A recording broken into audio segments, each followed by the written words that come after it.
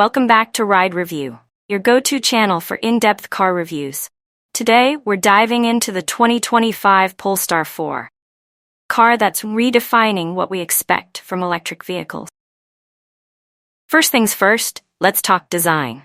The Polestar 4 carries forward the Scandinavian minimalism that Polestar is known for. With clean lines, a bold front grille, and the signature Thor's hammer LED headlights, it's a car that turns heads without screaming for attention. The fastback design not only looks sporty, but also enhances aerodynamics, giving it a sleek profile that's both functional and stylish. Under the hood, or should we say under the floor, of the Polestar 4 is a dual-motor setup that delivers a thrilling 400 horsepower. This EV sprints from 0 to 60 in just about 4.5 seconds. That's sports car territory, folks. But it's not just about speed. Polestar has also fine-tuned the chassis for a balanced and engaging driving experience, offering responsive handling and a smooth ride. Step inside, and you're greeted by a cabin that's as advanced as it is comfortable.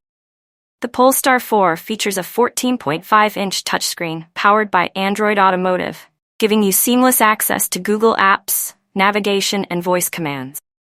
The digital dashboard is customizable, allowing you to prioritize the information you need. What's more, Polestar has committed to using sustainable materials, so you can feel good about the eco-friendly textiles and recycled materials that surround you.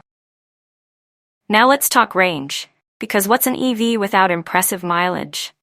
The Polestar 4 offers an estimated range of up to 300 miles on a single charge.